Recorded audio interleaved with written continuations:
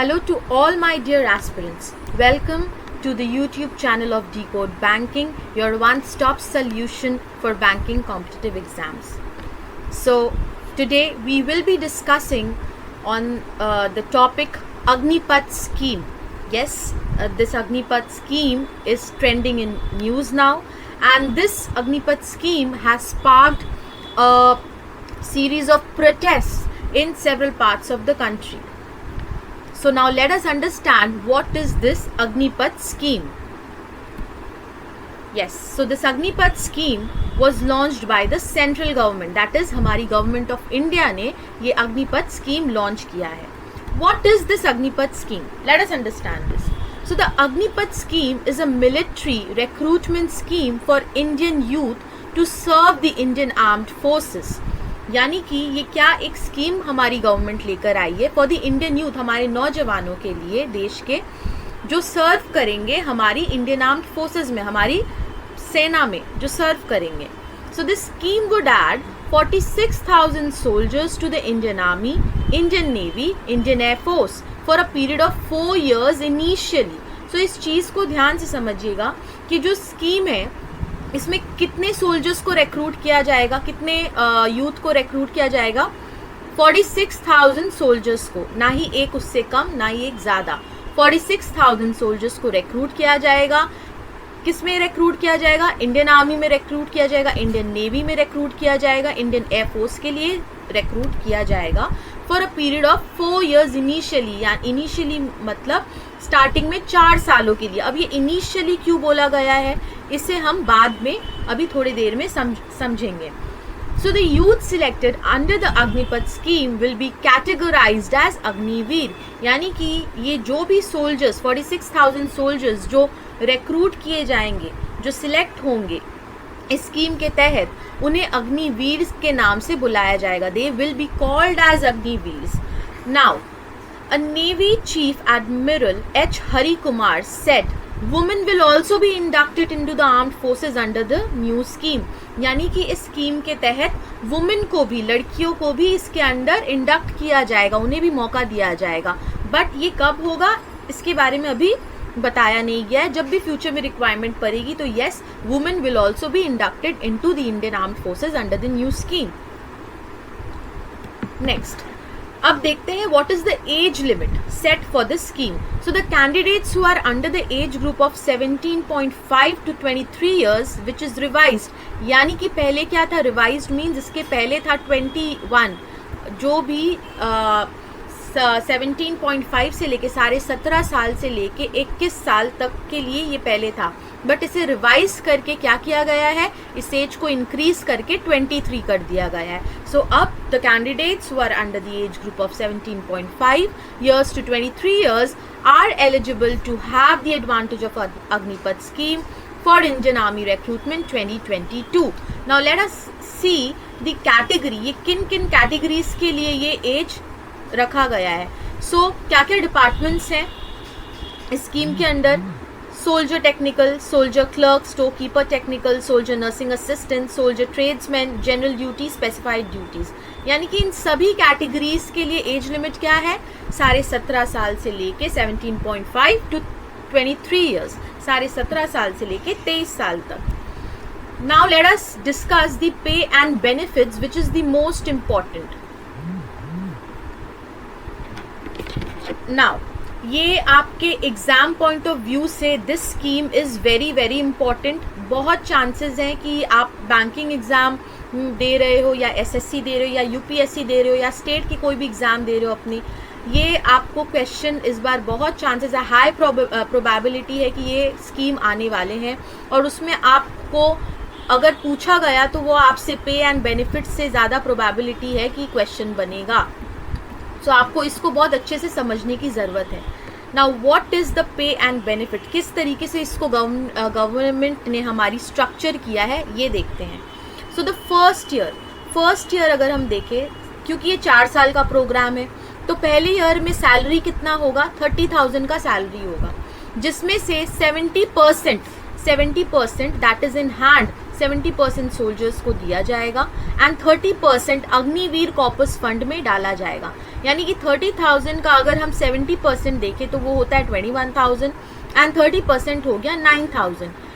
And contribution to corpus fund by government of India, इसका मतलब कि जो 9,000 आपका 30% 9,000 आपके कॉर्पस फंड में डाला जाएगा, उसके अलावा गवर्नमेंट भी हर महीने सेम अमाउंट आपके कॉर्पस फंड में गवर्नमेंट ऑफ इंडिया भी डालेगी साथ ही साथ। ऑलराइट, तो अगर हम इसको कैलकुलेट करें 9,000 इंटू 12 योर ये कितना अमाउंट होता है 1,08,000। सो अंडरस्टैंड दिस, इसको बहुत अच्छे से समझने की ज़रूरत है। सिमिलरली यहाँ पे भी हो गया 1,08,000 रुपये। तो यहाँ से ये आपका पैसा गया सैलरी से 30% 12 महीने का, यहाँ से गवर्नमेंट भी आपको दे रहा है, आप government corpus fund of government of India, ये भी आपको कॉर्पस फंड में आपके दे रही है government of India. Next year अगर हम देखें 33,000 आपकी सैलरी हो जाएगी, आपको इन हैंड कितना मिलेगा 23,100 और आपका 30% दैट इज 9,900 आपका कहाँ जाएगा कॉर्पस फंड में, यानी कि कितना हुआ 1,18,000 रुपये। गवर्नमेंट भी क्या करेगी 12 महीने के 1,18,000 रुपये आपके कॉर्पस फंड में अलग से डालेगी, यानी कि ये जो डाल रही है प्लस ये भी डालेगी। नेक्स्ट थर्ड ईयर में आपका सैलरी हो जाता है 36,500, इन हैंड आपको मिलता है 25,580 रुपये 25,580 और आपका 30% चला जाता है कॉर्पस फंड में। तो इसका 12 मंथ्स का कितना हो जाएगा 1,31,400। सेम अमाउंट गवर्नमेंट भी आपके कॉर्पस फंड में डाल देगा, राइट। फोर्थ ईयर में आपकी सैलरी हो जाती है इन हैंड 40,000, इन हैंड आपको मिलता है 28,000 और कॉर्पस फंड में कितना जाता है 12,000 इंटू 12 इज 1,44,000। ऑलराइट, गवर्नमेंट आपको फिर कितना डालेगी कॉर्पस फंड में अलग से 1,44,000।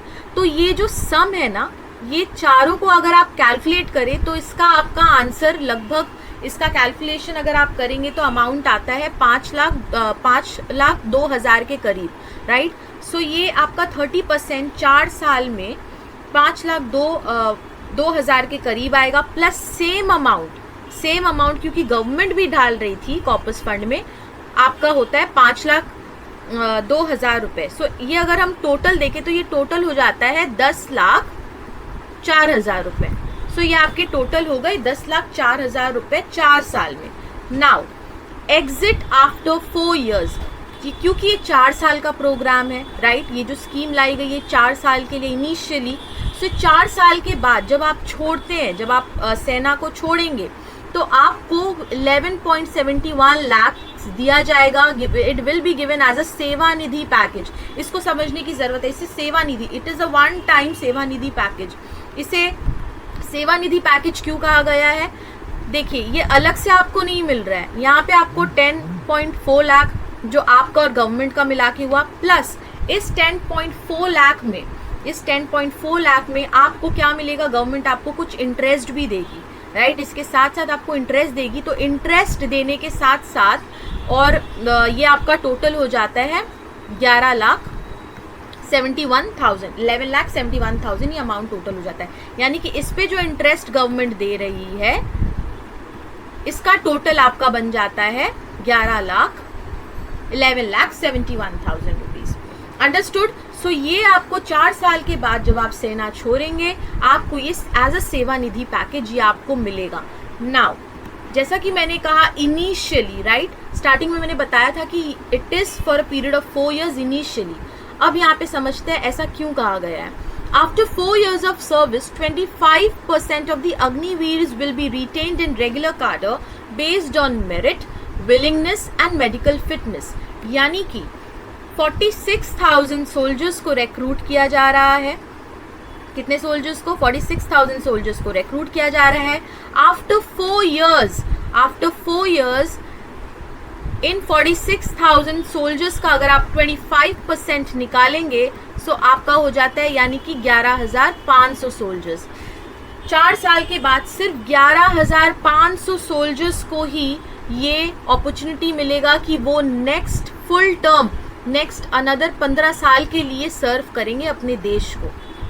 Alright, they will then serve for a full term of another 15 years. So in 11,500 soldiers को 4 साल के बाद ये मौका दिया जाएगा कि वो अपने देश को और 15 साल सर्व कर सके. बट ये सिलेक्ट कैसे करेंगे?